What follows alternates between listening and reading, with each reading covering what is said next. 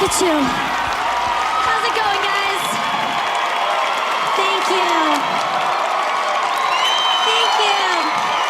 Oh my God, I deserve that. Hi. How are you? How was your COVID? Was it good? Mine was good. I spent some time with family, questioned everything. I mean, I survived it so far. I couldn't say it when COVID first came out, but I knew I wasn't gonna die from it. I know that's cocky and probably I'm wrong, but I feel the same way about texting and driving. I'm good, I got it. You shouldn't, but I'll be okay. I know that's crazy, but I'm just different, you know? I don't do it, but I could, but I don't. I really am good about it. If you ever see me texting and driving, it's always because I'm at an intersection, just plowing through it. But that's because it was important. No, I just did not think I was gonna die of it. I just don't get sick, ever, physically sick. It's not a brag, mentally I'm fucked, but, oh, that'll take me out soon. But, and it's not because I'm it's not because I'm genetically superior. I just was I'm just not gonna die of it. I'm just so gross that my immune system is pretty great. I'm gross. I eat at Subway, proudly. I love it. I'll eat something off the ground, 5-second rule, 5-month rule. I don't care. Sometimes I get jealous of my Roomba, to be honest with you. I was I was gonna get that. I was waiting for it to get chewy. I seriously am gross. If you ever see me in a public restroom and I'm waving my hand under the soap dispenser and it just doesn't come out, it just is it just queefs nothing.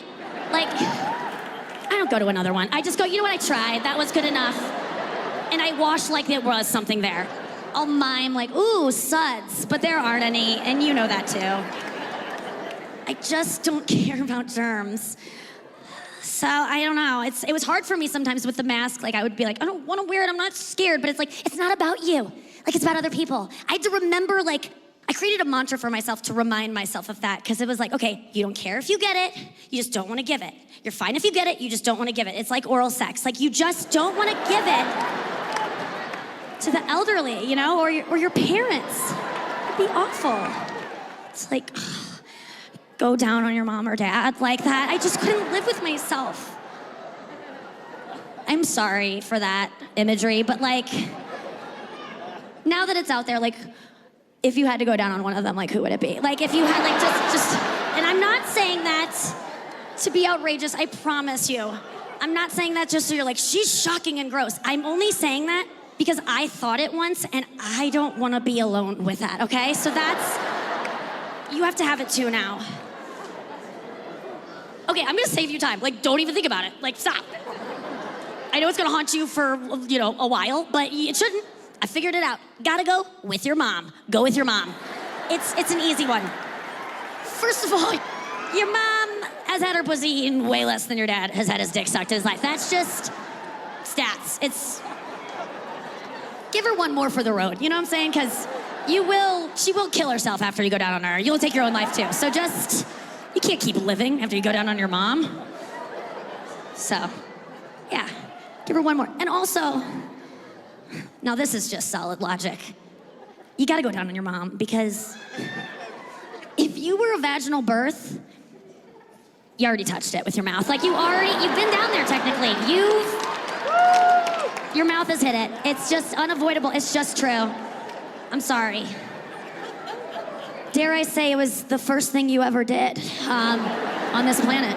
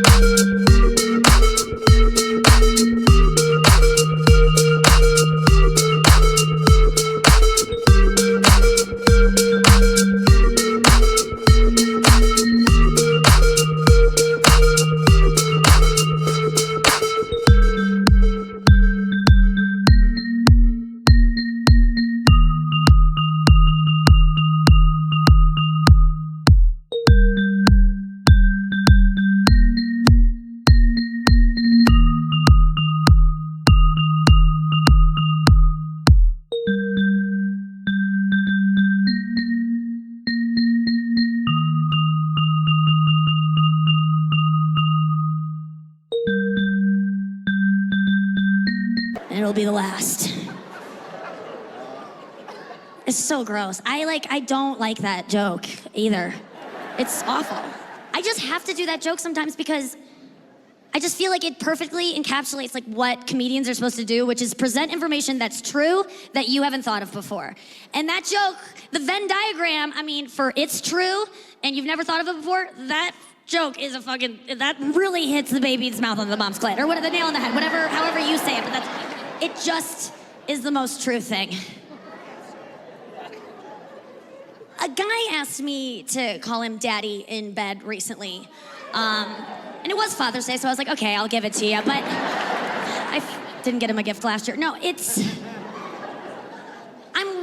was weirded out by it, and it grossed me out. And only because I kissed my dad on the lips till I was like 24, and it was just a thing we did in my family, you know? Like deny alcoholism. Like we just act like everything's fine.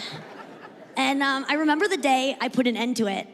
I had just been like smooching all day long with my boyfriend, not to brag or whatever, but I was just like really going hard with a guy. And I went to go meet my parents for dinner, and I greeted my dad, and just like we went in and I kissed him on the lips, and the wires just got crossed. Like I lingered a second too long, and it was just, ugh, and I stopped immediately. Like I let go of his lip, I was biting it, but I was like, Dad, I can't kiss you anymore.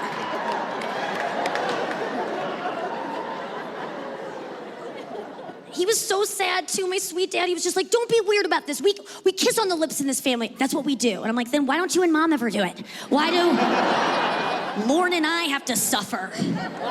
My sister. But I do it. I sometimes do it, because sometimes he's just like, Nikki, come on, I incest. And I was like, okay, that's a good dad. Say it like that.